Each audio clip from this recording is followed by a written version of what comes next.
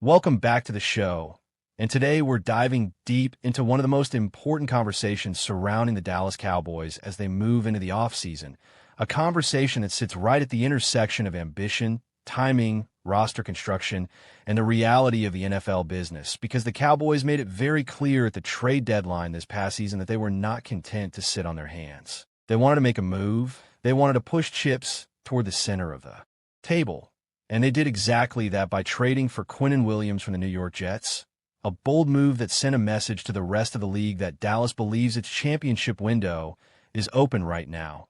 But as aggressive as that move was, it also opened the door to even bigger speculation. Because all season long there were persistent rumors that the Cowboys were monitoring the situation in Las Vegas with Max Crosby, one of the most dominant defensive ends in football, a player who embodies intensity, production, and leadership.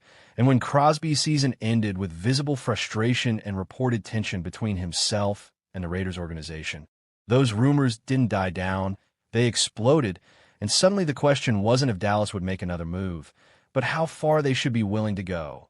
And that brings us to the heart of today's discussion. Because while fans dream about pairing Micah Parsons with Max Crosby and creating the most terrifying pass rushing duo in the NFL, not everyone inside the Cowboys media ecosystem believes that's the smartest path forward, including two well-known voices on Dallas Sports Radio, Sean Sharif and RJ Choppy from 105.3 The Fan, who recently had a fascinating conversation about what the Cowboys actually need a defensive end, and more importantly, how they should go about getting it. And their take might surprise some people, because while they fully acknowledge that Max Crosby is an elite, game-changing player, they both argued that if you zoom out and look at the full picture, the better move for Dallas would be to pursue Trey Hendrickson instead, and that difference in approach says a lot about how this team should be thinking about its future, because the core issue isn't talent, it's cost.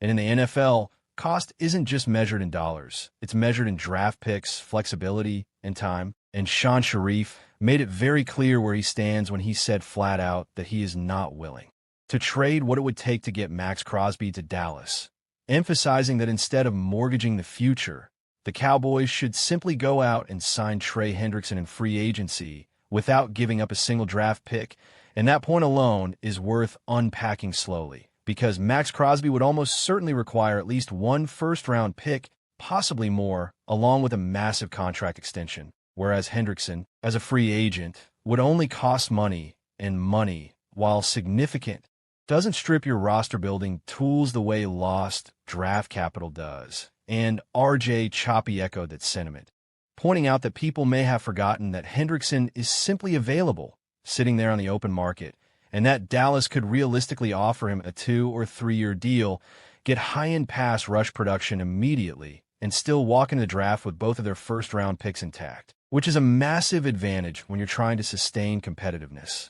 And yes, Choppy admitted that Hendrickson is not as good as Crosby in a vacuum. And yes, he acknowledged that Hendrickson is coming off an injury. But he also made it very clear that under no circumstances would he sacrifice first-round draft capital for Crosby, especially given where this team is right now. And that leads us into the age conversation, because one of the immediate counterarguments to signing Trey Hendrickson is that he's 31 years old. And in NFL terms, that's not young, especially for an edge rusher who relies on explosiveness and power. But Sean and RJ dismissed the concern rather quickly, and the reason they did is actually very telling about how they view the Cowboys' championship window. Because when you look at the roster honestly, you see that Dak Prescott is also in his 30s, and while he's still playing at a high level, the reality is that quarterbacks don't get younger, contracts get bigger, and injury risk increases every year. And in their view, and frankly in the view of many around the league, the Cowboys' true Super Bowl window is probably the next 2 seasons, not 5, not 7, but 2, maybe 3 at most. And when your window is that tight, your priorities shift from long-term upside to immediate impact. And that's where Trey Hendrickson becomes extremely appealing, because when healthy, he has proven beyond any doubt that he can be one of the most productive pass rushers in football. And despite missing time this season due to a hip injury that landed him on injured reserve after 7 games, Hendrickson still recorded 4 sacks before going down, And while that stat line might not jump off the page at first glance, the context matters because injuries have a way of suppressing market value. And that could actually work in Dallas' favor, potentially allowing them to sign a premier edge rusher at a slightly reduced price, essentially rolling the dice on health in exchange for elite upside. And if we zoom out and look at Hendrickson's body of work, the case becomes even stronger because when he was fully healthy in 2024, he led the entire NFL in sacks with 17.5, and that wasn't a fluke or a one-year spike because he posted the exact same number, 17.5 sacks, in 2023 as well, meaning that over the last two fully healthy seasons, he was arguably the most productive pass rusher in the league.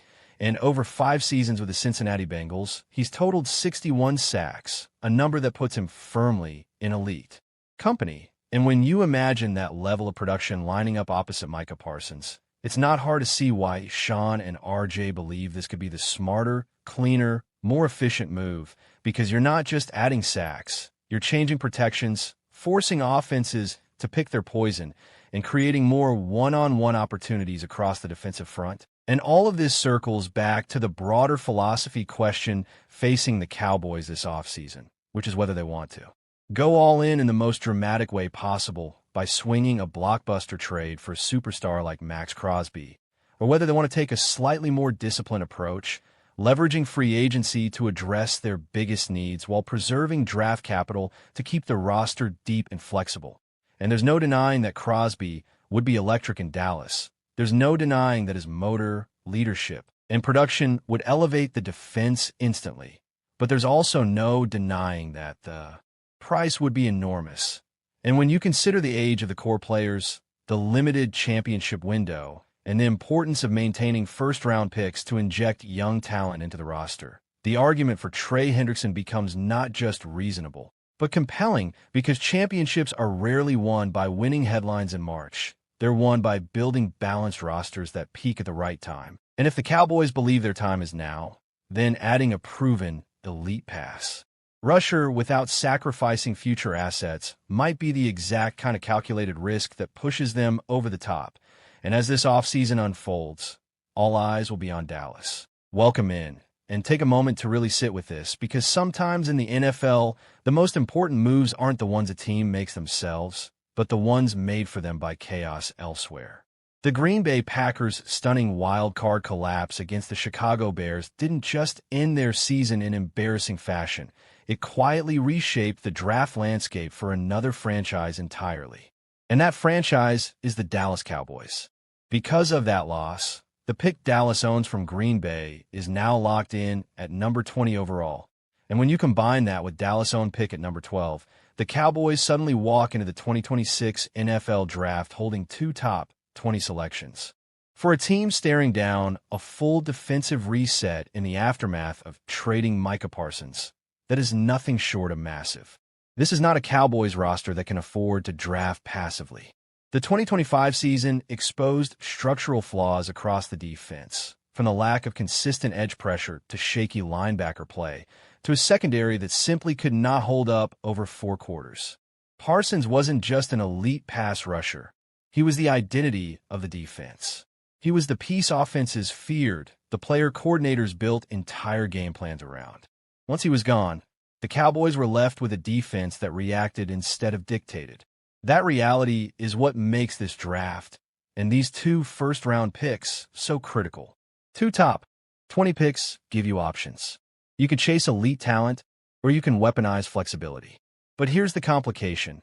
Dallas does not own its original second or third-round picks in 2026. That means if they stay put and simply make 2 first-round selections, they will disappear from the draft board for a long stretch on day 2. For a team with as many holes as Dallas has on defense, that's dangerous. So the goal of this mock draft isn't just to add talent. It's to restore balance, depth, and sustainability to a roster that badly needs it. At pick 12, though, there's no reason to overthink things if the board breaks the right way. If Texas Tech edge rusher David Bailey is still available, the Cowboys should sprint the car to the podium. Bailey checks nearly every box you want in a modern NFL edge defender. He's listed at 6'3", 250 pounds, with a frame that can still carry more functional strength without sacrificing explosion. And explosion is the word that defines his game. His first step off the snap is elite, the kind that immediately puts offensive tackles on their heels. But what separates Bailey from so many college pass rushers is that he knows how to turn that burst into production. He isn't just fast, he's technical. He understands leverage, timing, and how to chain moves together to finish plays. This past season, Bailey was the engine of a ferocious Texas Tech defense, racking up 15 sacks and 43 quarterback hurries, while posting a pass rush win rate north of 21%, one of the best marks in the country. That kind of efficiency matters because it translates. And it's not just about rushing the passer. Bailey plays the run with discipline, sets the edge, and doesn't shy away from contact. That's critical for a Cowboys defense that struggled mightily against physical rushing attacks. Bailey isn't Micah Parsons, and he doesn't need to be. What he is a foundational edge defender you can build around, a day-one starter who immediately raises the floor of your front seven. Pairing him with Donovan Ezeaku gives Dallas a legitimate edge duo that can survive and even thrive in a post-Parsons world. Now the real chess match begins. Pick 20 is valuable, but its true power lies in who is drafting behind Dallas. Quarterbacks always change the math, and teams like the Rams or Browns are perpetually looking for their next answer under center. If one of those teams falls in love with a prospect like Ty Simpson or Trinidad Chambliss, Dallas suddenly becomes the gatekeeper. That's leverage, and smart teams use leverage to fix multiple problems at once. In this mock scenario, the Cowboys trade back from pick 20 to pick 29 with the Los Angeles Rams, embracing the reality that this is a roster that needs bodies just as much as it needs stars. The trade down accomplishes several things at once. It keeps Dallas in the first round, adds a second-round pick at 61 and a third-round pick at 93, and even brings future draft capital into the mix. Yes, it means passing on some higher-end talent at 20, but it also means the Cowboys aren't invisible for the entirety of day two.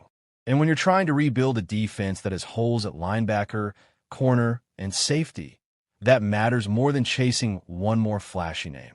At pick 29, Dallas turns its attention to the heart of the defense and selects Georgia linebacker C.J. Allen. This is a pick that won't dominate headlines, but it absolutely addresses a glaring weakness.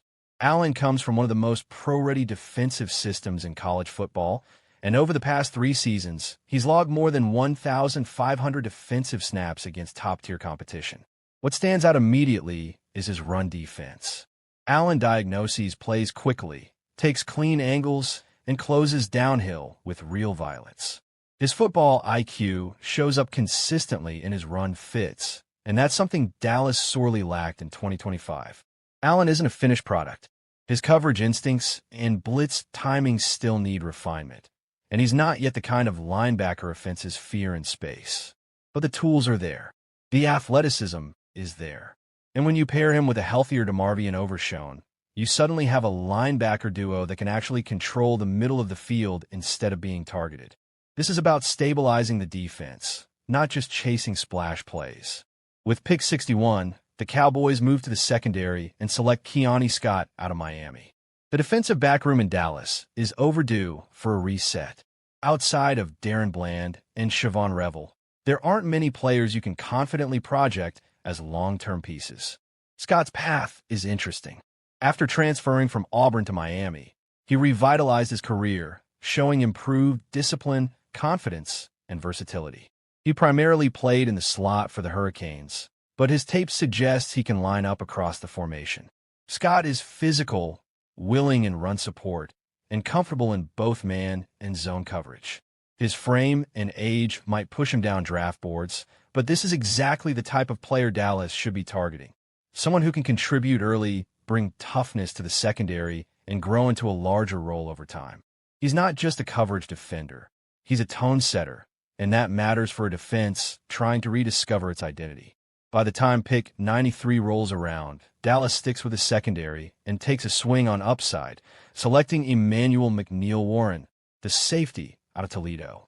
Small school prospects always come with questions, but McNeil-Warren's production and metrics demand attention. Over the past 2 seasons, he's graded out as one of the most effective safeties in the country, allowing a passer rating under 45 in coverage and forcing incompletions at an elite rate. Those numbers don't happen by accident. McNeil Warren has the size at 6'2", 202 pounds, and the instincts to play either safe safety spot. He reads quarterbacks well, anticipates routes, and has real ball skills. The concern, of course, is tackling. 14 missed tackles in a season is a red flag. But tackling is coachable.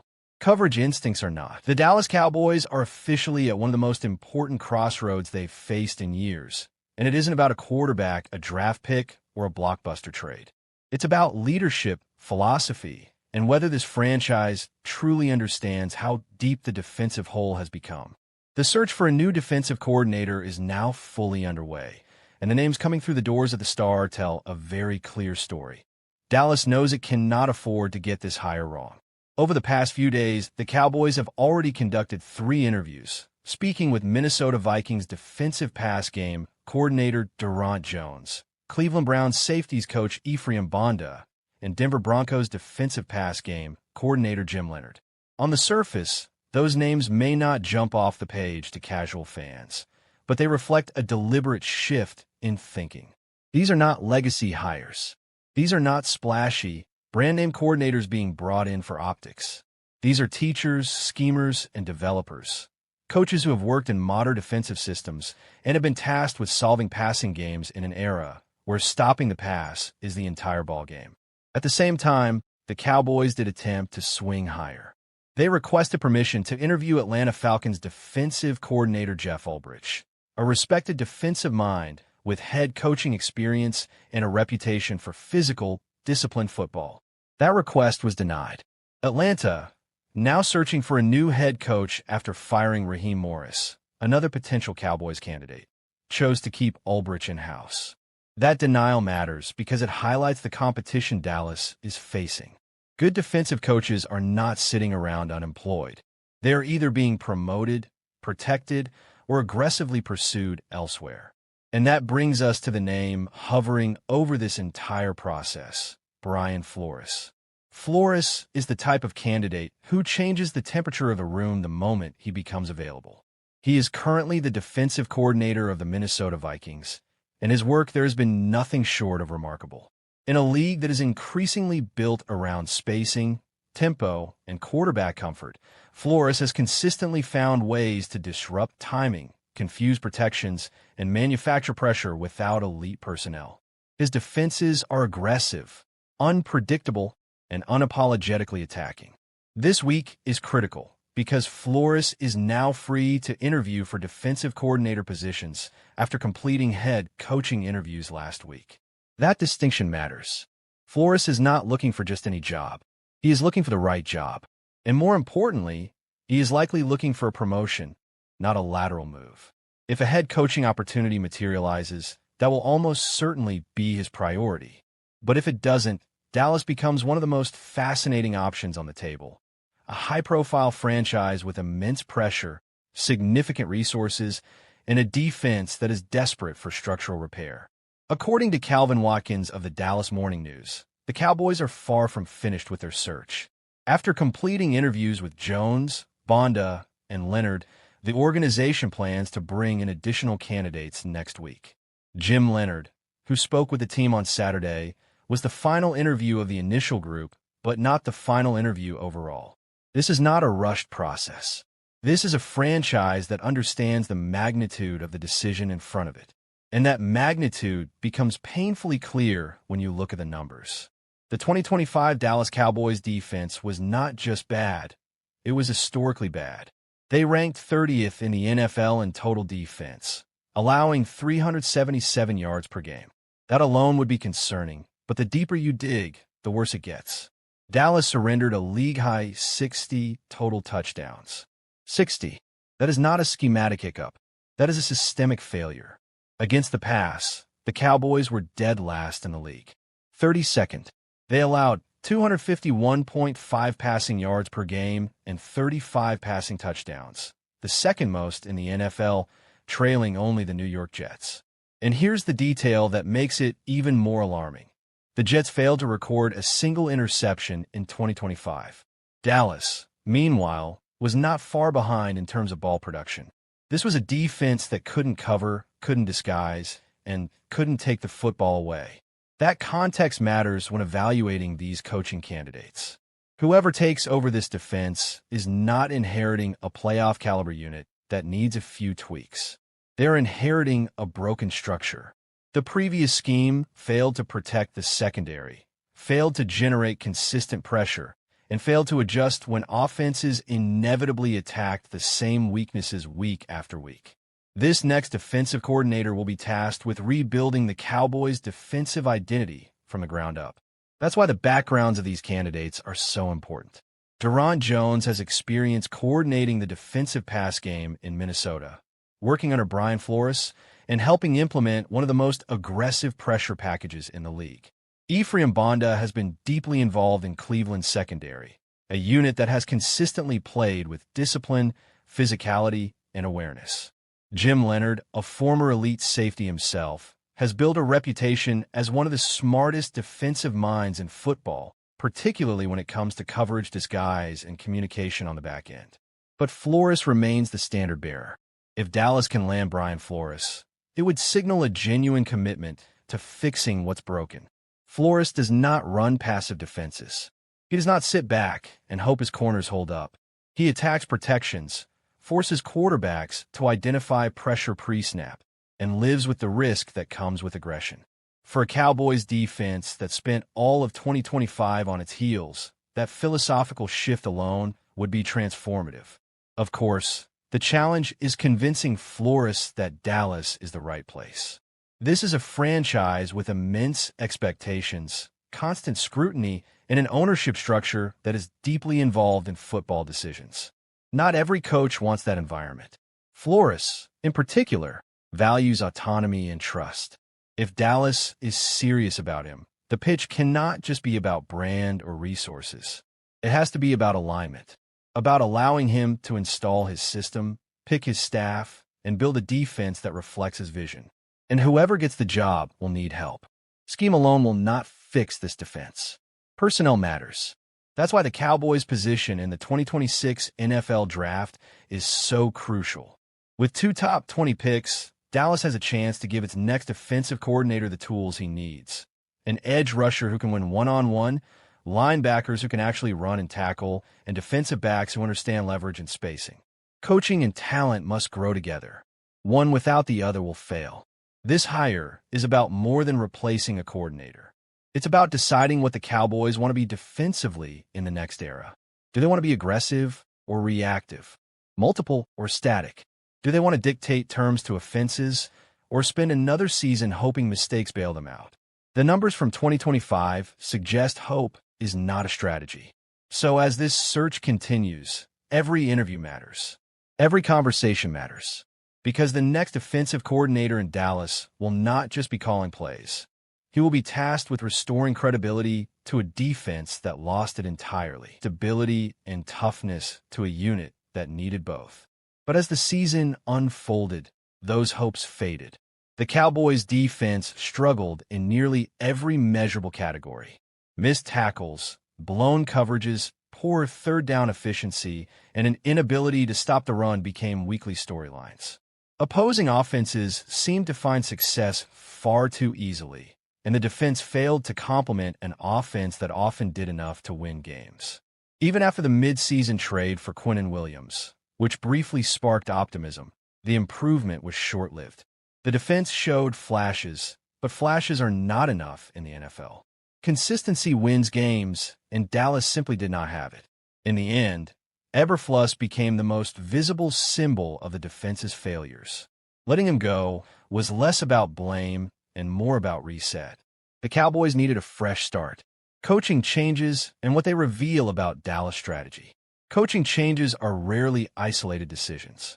They usually reflect a broader organizational philosophy. In this case, the Cowboys' decision to move on from Eberflus suggests that the front office is prioritizing immediate improvement over long-term patience. Dallas is not rebuilding. This is a team that believes it can compete now.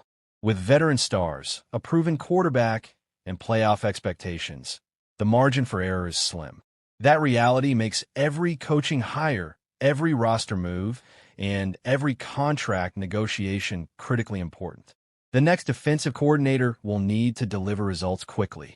There will be no long adjustment period. The Cowboys are in win-now mode, whether they admit it publicly or not. The other major question, the future of Javonte Williams. While coaching changes grab headlines, roster decisions often have a bigger impact on the field. One of the most important questions Dallas faces this offseason is whether they can retain running back Javonte Williams. Williams just completed the best season of his career. He was explosive, reliable, and productive. More importantly, he became a central part of the Cowboys' offensive identity. When Dallas needed tough yards, big plays, or a spark, Williams delivered. That kind of performance does not come cheap. And now, the Cowboys face a familiar problem: how to keep a rising star without breaking the bank.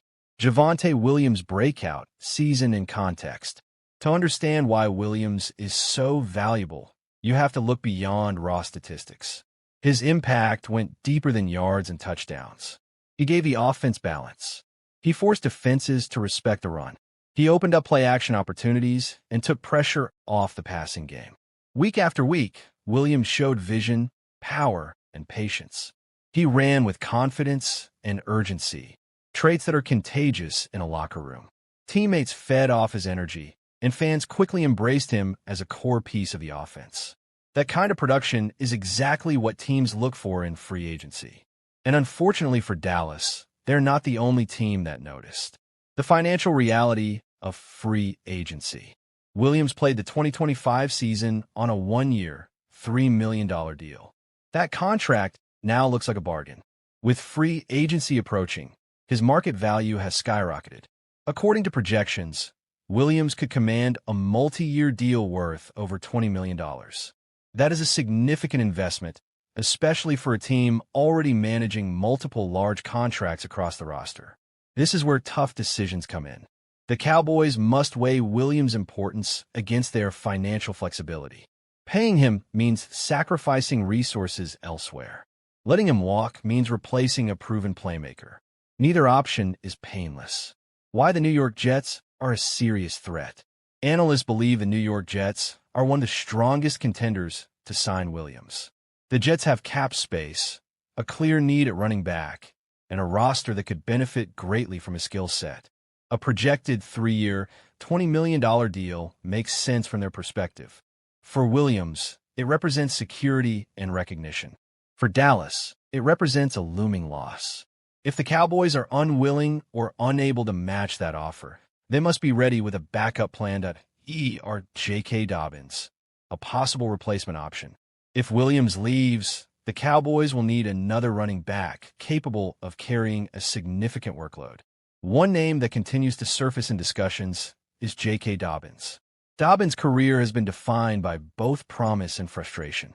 When healthy, he is dynamic and efficient. He runs with burst and has proven he can be productive at the NFL level. However, injuries have followed him throughout his career. Missed games and shortened seasons have prevented him from securing long-term stability.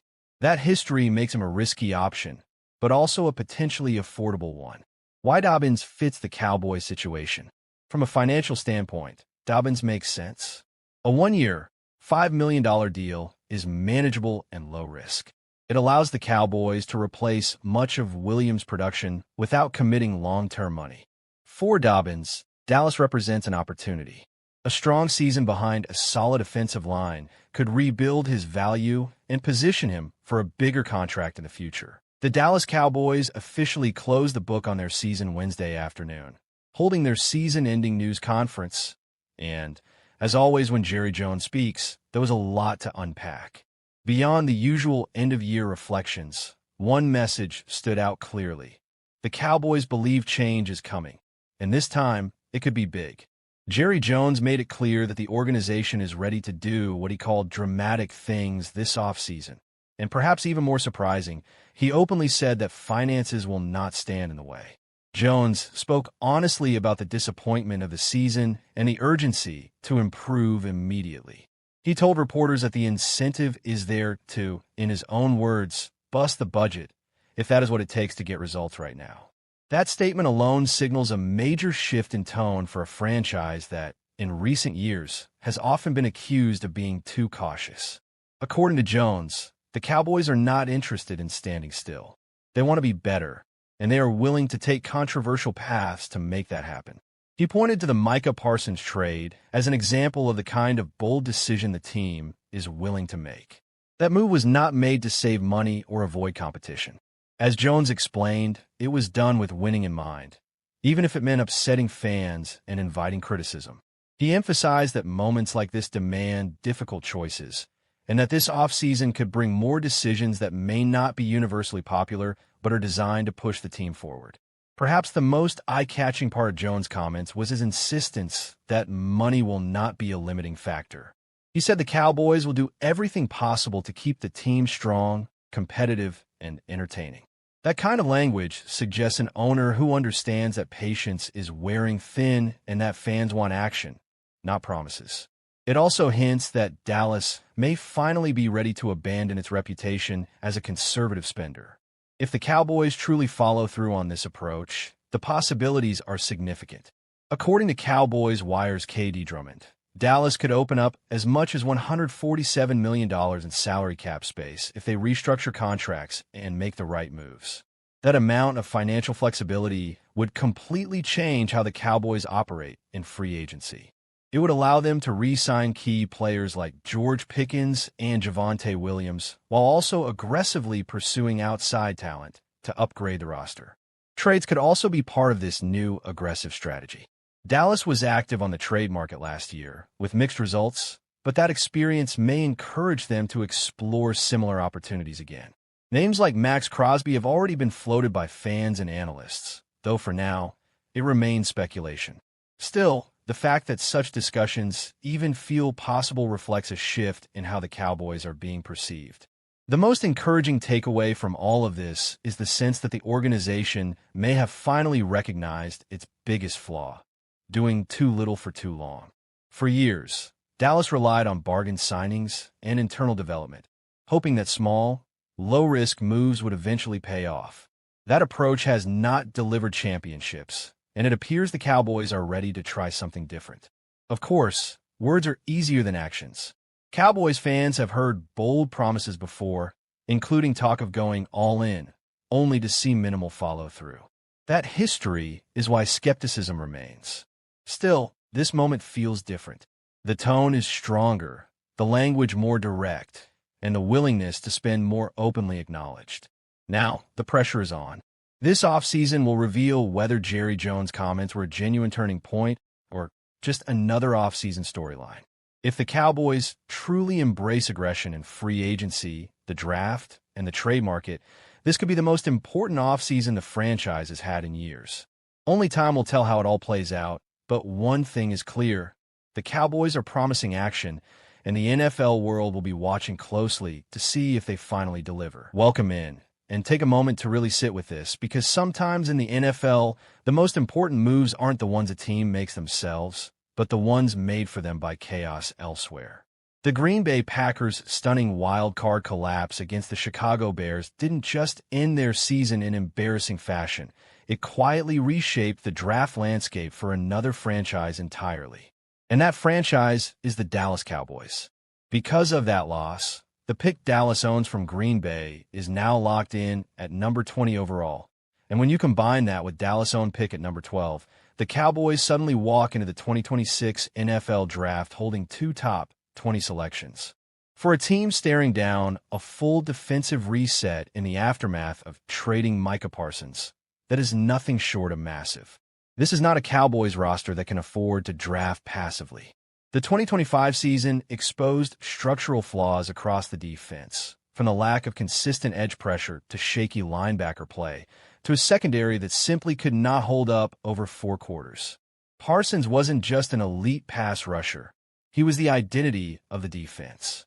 He was the piece offenses feared, the player coordinators built entire game plans around. Once he was gone, the Cowboys were left with a defense that reacted instead of dictated. That reality is what makes this draft And these 2 first-round picks, so critical.